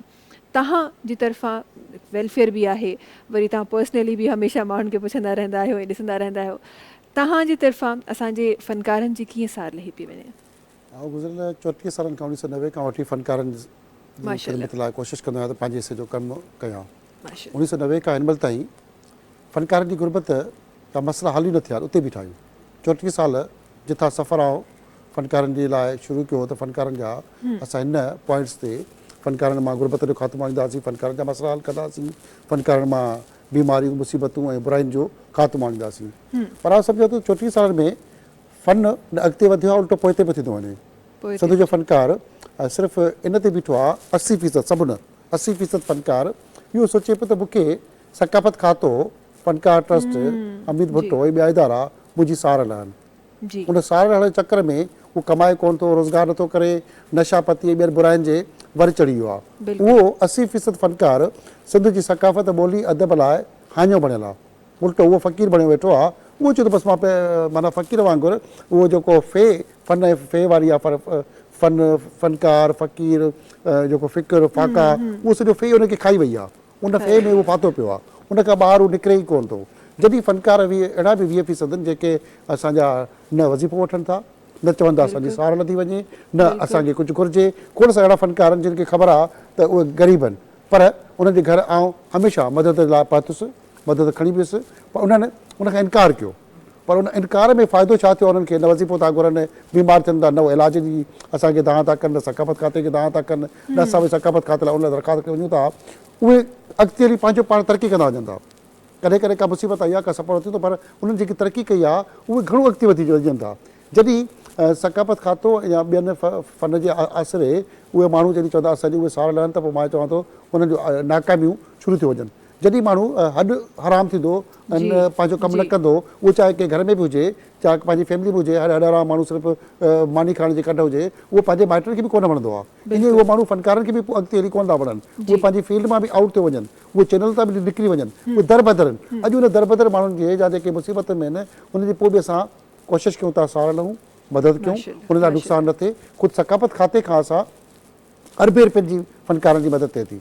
ऐं सकाफ़त खातो मौजूदु आहे, मुनवर मैसर हुजे या ॿियो जेको सॼी टीम आहे हुन में सेक्रेटरी जेकी बि कॉलेज अचण जेकी टीम आहे या अॻु में जेके सेक्रेटरी वेठा आहिनि या जेके ॿियो मिनिस्टर वेठा मौजूदु आहे, मौजूदा जेको मिनिस्टर आयो, पर उन्हनि सभिनी जी बि इहा ई कोशिशि आहे त सिंध जे फनकारनि मां, अदब मां, समाज मां का बहितरी पैदा कजे, उहो पंहिंजो हिसो कढनि, पर उहे का बहितरी कोन था पिया आणनि। अॼु बि उहे कोशिशि कनि था सिर्फ़ु असांखे पैसा मिलनि। हाणे बि 1600 फनकारनि खे वज़ीफ़ा हिन महीने में मिलिया आहिनि, ताज़ा पैसा मिलिया आहिनि, 60,000 रुपयो पर माण्हू खे मिलियो आहे, पर आउं सम्झां थो हुन में 70% माण्हू मुस्तहिक बि कोन्हनि, उनजे बावजूदि रड़ियूं कुकड़ा करे पैसा वठनि था, फार्म भरनि था। असां बि ख़ामोश रहूं था त हिननि खे वज़ीफ़ो मिलणु खपे। उन खां पोइ एंडोमेंट फंड में कोई 500 माण्हुनि खां वधीक माण्हुनि खे इलाज लाइ पैसा मिलिया आहिनि। फनकार आहिनि जिन खे इलाज लाइ लाख रुपया वठी था वठी असां विच ते खोड़ सारा फनकार डीजी साहब सभु दोस्तनि खे या मिनिस्टर खे। अच्छा, तव्हांजो माइक मुंहिंजे ख़्याल में माज़रत इशू पियो करे, असां वटि माइक आहे, मां चाहियां थी त उन ते अगरि थिया बेटा माइक पास कर दें प्लीज़। हाँ, इन ते मुंहिंजे ख़्याल में जी तव्हां कुझु माइक ऑन शायदि मसइलो पियो थियो जी। ॻाल्हि पई की त सकाफ़त खाते जे अंदरि जेके असांजा फनकार नथा चाहिनि त ॿिया फनकार तरक़ी कनि, जेको फनकार उहो ई तरक़ी करे पियो, जेको अॻिते वधे पियो। हाणे बि ताज़ो एंडोमेंट फंड में फनकारनि खे खोड़ पैसा वठी ईंदासीं, 500 खां वधीक फनकारनि खे, कंहिंखे 50,000, कंहिंखे $1 रुपयो, कंहिंखे 2 लख इलाज लाइ मिलिया। जॾहिं की फनकार खे असां कुझु अहिड़ा फनकार खे $1 रुपयो इलाज लाइ वठी ॾिनोसीं ऐं उहो कंहिं अस्पताल में पियो $1 रुपयो मिलियो, त ॿिया वरी माण्हू मोबाइल हथ में खणी सोशल मीडिया ते वरी सकाफ़त खाते खे असांखे वेठा अजीब क़िस्म जा चवंदा त उमर शरीफ़ खे $1 करोड़ रुपयो मिलियो, पाण खे उन सां वेठा भेटींदा, वरी उहे पैसा खणी अस्पताल में इलाज बि कंदा, घर वञी पहुता वरी का नई शादी कंदा, को चर्च पीअंदा या वरी के ॿिए कंहिं बुराई ते वरी चवंदा शराब पीअंदा। इन क़िस्म जो सिंध जे फनकारनि जे अंदरि 80% फनकारनि जे अंदरि बुराइनि वारो जेको कॉन्सेप्ट आहे, उहो सिर्फ़ु पिन जो पैसो खपे या ॿियनि हंधा पैसो खपे, पर जेको उहो पैसो नथो वठे उहो आउं सम्झां थो अज़ीम फनकार आहे, उहो पंहिंजो वॾो माण्हू आहे, उहो पंहिंजे फ़न जी ख़िदमत करे थो। असां वटि सिंध जो टैलेंट तमामु वॾो मौजूदु आहे, उहो चाहे अॼुकल्ह मलाह कया वेंदे, जेके बि असांजा फनकार ॻाइनि था उनखे इज़त मिले थी, मञता मिले थी। ख़ुदि अव्हां पाण मौजूदु आहियो, तव्हांखे उर्दू मीडिया कया वेंदे समूरनि चैनल जेका मञता मिले थी, ख़ुदि असांजा सिंधी चैनल्स उहे सभिनी दुनिया जे अंदरि ख़ुदि माण्हुनि खे वॾो तफ़रीह जो मौक़ो ॾियनि था, सिंध जो केस विढ़नि था, उहो जेकी इज़त मिले थी सिंध खे, सिंध जो फ़न तमामु अॻिते वधियो आहे। पर असांजो फनकार तरक़ी करण बजाए जेको बुराइनि ते वरी चढ़े थो, उहो ॾाढो ग़लति अमल आहे। फनकार खे पंहिंजी तरक़ी जे लाइ पाण महिनत करणी पवंदी, पंहिंजो रोज़गारु लॻाइणो पवंदो, पंहिंजो कारोबार खोलणो पवंदो, तॾहिं सिंध जो फनकार फ़न तरक़ी कंदो। बाक़ी न त असां पराए आसिरे इदारनि जे आसिरे रड़ियूं कंदासीं, कुकड़ा कंदासीं, तरक़ी न करे सघंदासीं। पंहिंजी मदद पाण करणी खपे। ॿियो असां फनकारनि जी बुराई छा आहे त असांजा खोड़ सारा फनकार, को फनकार बीमार थिए थो, उनखे 100 रुपये या 1000 रुपये ॾियण बजाए सोशल मीडिया ते रड़ियूं कंदासीं, लिखंदासीं, वॾो वॾो वीडियो पैगाम ठाहींदासीं त फलाणे जी सार लो, बाबा तूं वञी 1000 रुपयो ॾेई अचु ऐं अदत तक कर, अस्पताल बीमार पियो आहे पुछी त अचु, पुछिणो न आहे। सोशल मीडिया ते सूट कपिड़ा ठाहे वरी टिकटॉक बि ठाहिबो, वीडियो ठाहिबो, इहो अमल मां सम्झां थो ग़लति आहे। का नेकी करणु खपे। असीं वञूं था अस्पतालनि में, जिते किथे वञूं था, जनाज़नि में जिते किथे वञूं था, त असां वटि माण्हुनि जी जेको पंहिंजो फनकार में जनाज़े बि वञण लाइ तयारु न आहियूं। इन क़िस्म जो कॉन्सेप्ट ॾाढो ग़लति आहे। असांखे एको ॿधी इताद कोन्हे। ऐं खोड़ सारा फनकार बीमार पिया आहिनि, पंहिंजे लाइ हिकिड़े पासे इलाज लाइ सार लाइ चवंदा, वरी वञी ॿी नई तनज़ीम ठाहींदा, जुगाड़ी कमु कंदा, वञी माण्हुनि खे फुरींदा, उन्हनि जा फ़ियूं वठंदा, माना हिकिड़ो धोखो बणियो वञे थो। फ़न धोखो कोन्हे, फ़न वॾी मीरास आहे, कुदरत जी दात आहे, इज़त आहे, मक़ाम आहे, वक़ार आहे। फ़न जे वसीले जेका इज़त मिले थी, जेका शान मिले थो, उहो को सोचे उहो सम्झो त तमामु वॾो आहे। इहा अलाह साईं जी ॾात आहे। उन ॾात में का बुराई कंदासीं, प्रॉब्लम पैदा कंदासीं, उन में का अंदरि मिक्स को शयूं विझंदासीं, का बदती कंदासीं, पलीतगिरी पैदा कंदासीं, त पोइ उहो फ़न पंहिंजो पाण ख़तमु थी वञे ऐं माण्हू दरबदर थी थो वञे। बिल्कुलु बिल्कुलु ईअं ई आहे। ऐं हर कम जी इहो त असांजे दीन में बि आहे त तव्हांखे हर जेको बि तव्हां कमु कयो था उनखे उनजी तव्हांखे इज़त करणी आहे।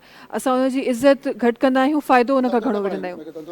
बिल्कुलु बिल्कुलु रोज़गार बि करणु खपे, फ़न में जेका इज़त मिले थी उनखे इज़त वठणु खपे, इज़त वठणु खपे। बिल्कुलु बिल्कुलु ईअं ई आहे। वरी महिरबानी हमीद साहब, ॻाल्हियूं त खोड़ सारियूं आहिनि जेके रखणियूं आहिनि, पर वक़्त जी कमी आहे।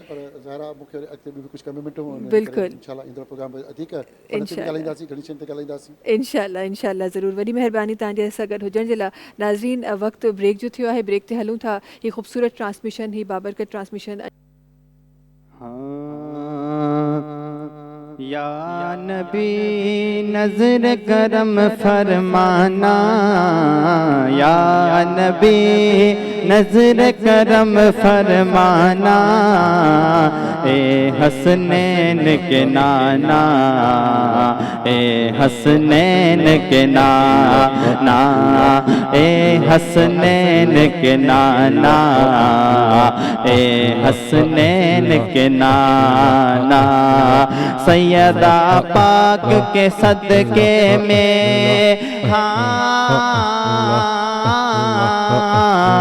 زہرا پاک کے صدقے میں مولا علی حسن حسین کے صدقے میں ہم سب کو مدینے بلانا، اے حسنین کے نانا، اے حسنین کے نانا، یا نبی نظر کرم فرمانا، یا نبی نظر کرم فرمانا، اے حسنین کے نانا، اے حسنین کے نانا، سج گئی ہے میلاد کی محفل، کیا ہے خوب نظارہ، کیف و مستی میں ڈوبا ہے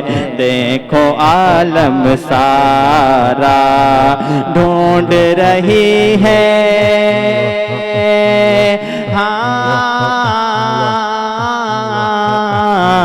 ڈھونڈ رہی ہے آپ کی رحمت بخشش کا بہانہ، اے حسنین کے نانا، اے حسنین کے نانا، یا نبی یا نبی نظر کرم فرمانا، اے حسنین کے نانا، اے حسنین کے نانا۔ آپ شیر نسبت کا فیضان ہے دیکھو، خادم غوث جلی ہوں، کرتا ہے مجھ پر ناز زمانہ، میں وہ صاف علی ہوں، آپ کی آل کے در کا نوکر ساحل ہوں پرانا، اے حسنین کے نانا، اے حسنین کے نانا، یا نبی یا نبی یا نبی نظر نظر نظر کرم فرمانا، اے حسنین کے نانا، اے حسنین کے نانا۔ ماشاءاللہ ماشاءاللہ سبحان اللہ اویس سرور چاچر صاحب اساں گڈ ہن جو خوبصورت آواز سان ٹرانسمیشن پہ شامل کی جناب پار نواب شاہ قائل ہن ایک بیو خوبصورت آواز اگر تشریف فرما ہے ما چاہیں تو انہوں دی طرف اساں ونیو، ڈاڑی پیاری ڈاڑی معصوم آواز ہے عبدالحمید صاحب اگر تشریف فرما ہن، انہوں کی گزارش ہے تو پنجی آواز سنی ٹرانسمیشن میں رکھیں، 2 اشعار شامل کیجئے۔ بسم اللہ الرحمن الرحیم۔ ورفعنا لك ذكرك ورفعنا لك ذكرك ورفعنا لك ذكرك ورفعنا لك ذكرك، تیری خوشبو میری چادر، تیرا تیور میرا زیور، تیری خوشبو میری چادر، تیرا تیور میرا زیور، تیرا خوشبو میری چادر، تیرا تیور میرا زیور، تیرا شہوا میرا مسلک، ورفعنا لک ذکرک ورفعنا لک ذکرک ورفعنا لک ذکرک ورفعنا لک ذکرک ورفعنا لک ذکرک، میں ہوں قطرہ تو سمندر، میری دنیا تیرے اندر، میں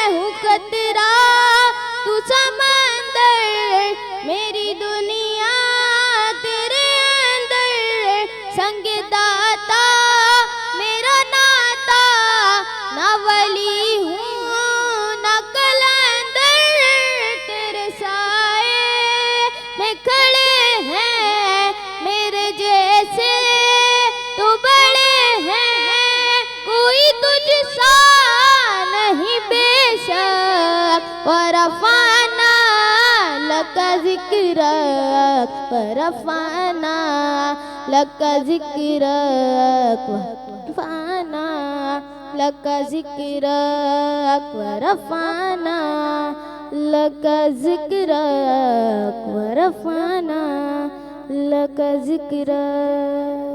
माशाल्लाह माशाल्लाह माशाल्लाह, ॾाढी ख़ूब आवाज़, ॾाढी प्यारी आवाज़, ॾाढी ख़ूबसूरत आवाज़.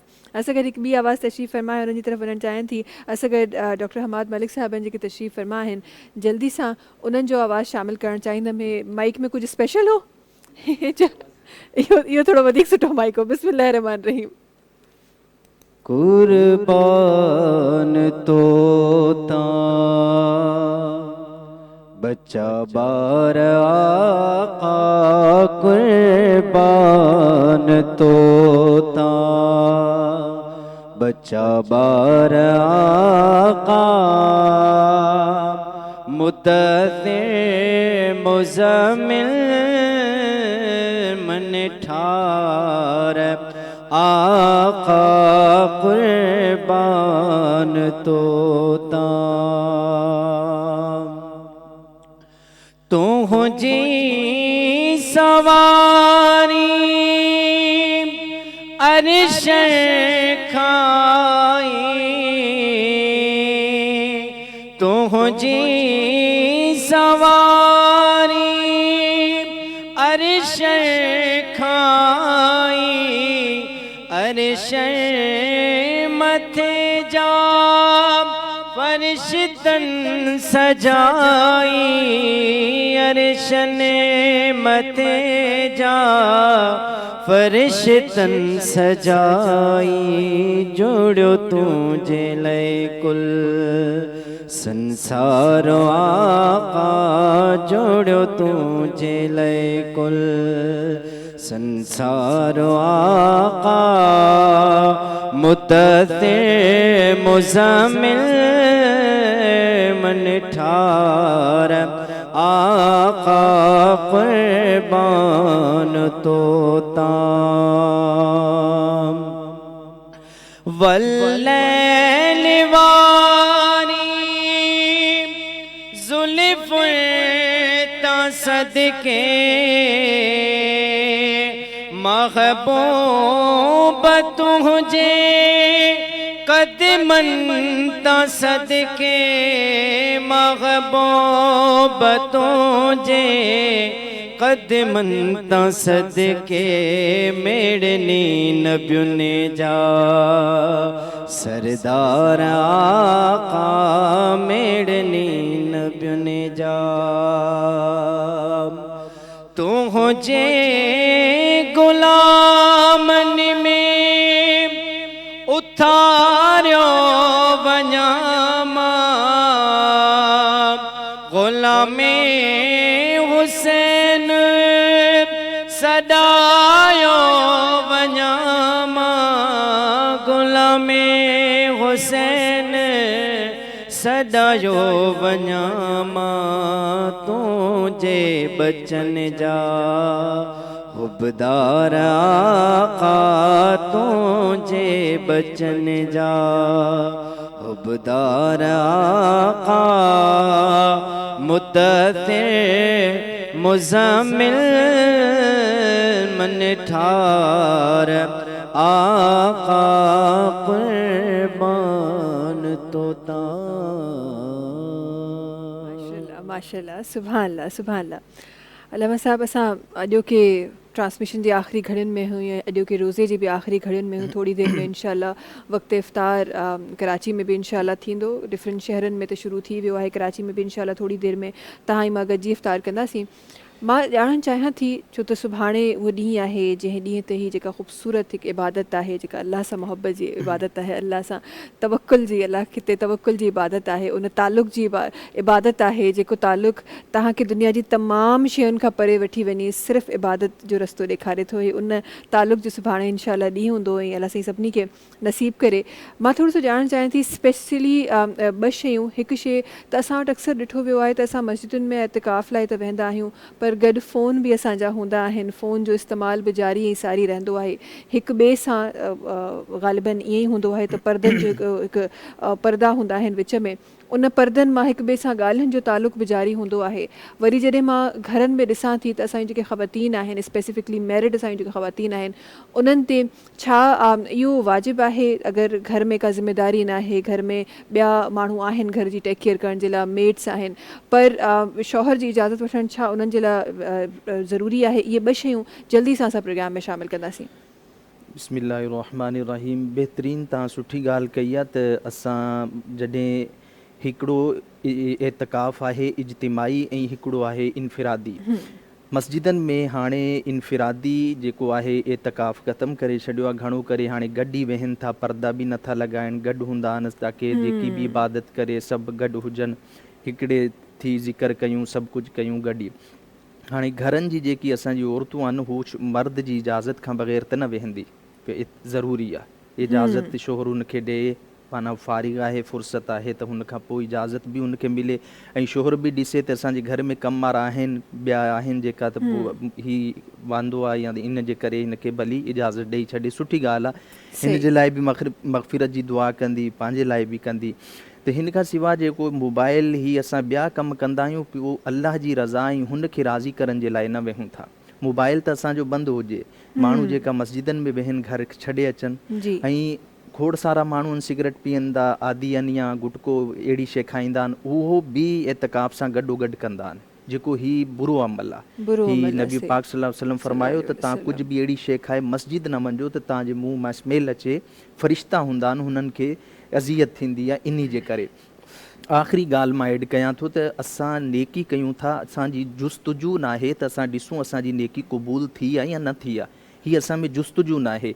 ही उलमा इकराम फरमाइनि था तव्हांखे कीअं ख़बर पए त तव्हांजी जेकी फजर पढ़ी आहे पूरी थी क़बूल थी वई आहे, ज़ोहर पढ़ी आहे क़बूल, फरमायो तव्हां फजर जी नमाज़ पढ़ी आहे, अल्लाह रब्बुल इज़्ज़त तव्हांखे ज़ोहर जी तौफ़ीक़ ॾेई छॾी, सम्झो तव्हांजी फजर क़बूल आहे। ऐं ज़ोहर तव्हां पढ़ी आहे, असर जी तौफ़ीक़ मिली वई त ज़ोहर क़बूल आहे। ही सहाबा इकराम जो इहो मशग़लो हो त हू नेकी जे लाइ कसरत कंदा हुया, कोशिशि कंदा हुया। असां हसद जे लाइ कोशिशि कयूं था त हीअ शइ हिन वटि आहे, मूं वटि अचे, ही हसद आहे, जंहिंजे लाइ हुज़ूर फरमायो त हिकिड़े शहद जे प्याले में हिकिड़ो करो तुबको के माखी में को ॿियो पई वञे त हू सॼो कड़ो थी वेंदो। जो फरमायो त तव्हांजे दिलि में ईमान आहे, ईमान में हसद जो ज़र्रो अची वियो, तव्हांजो ईमान साफ़ करे छॾंदो। अहिड़ो हसद आहे, असांखे हसद खां बि बचणु खपे।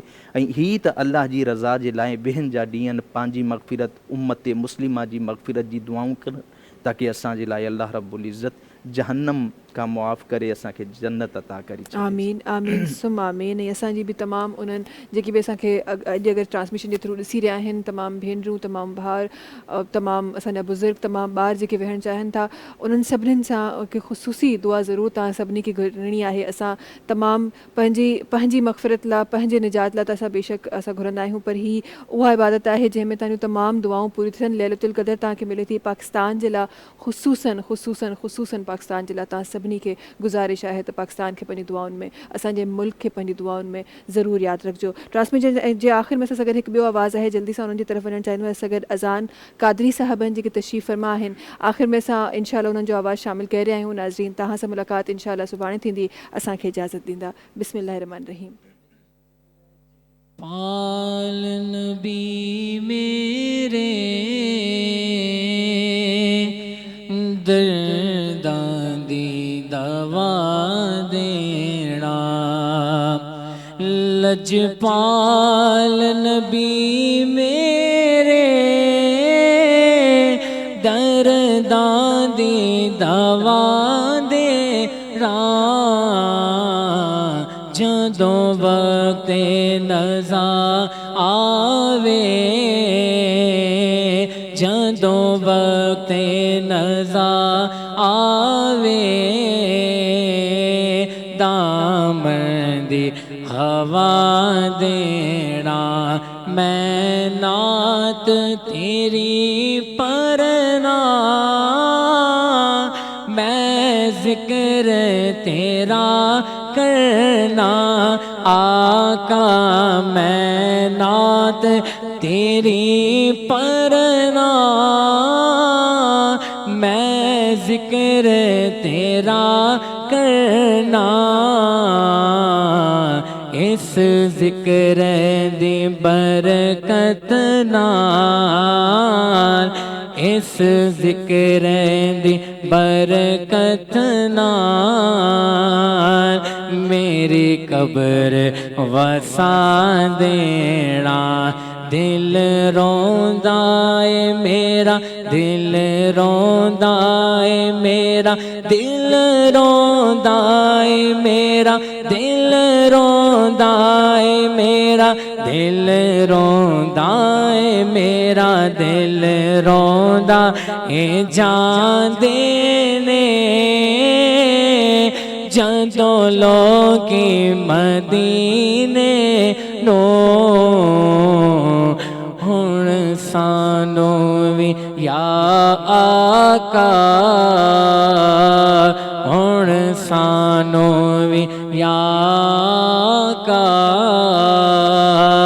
دربار بلا لینا لجپال نبی میرے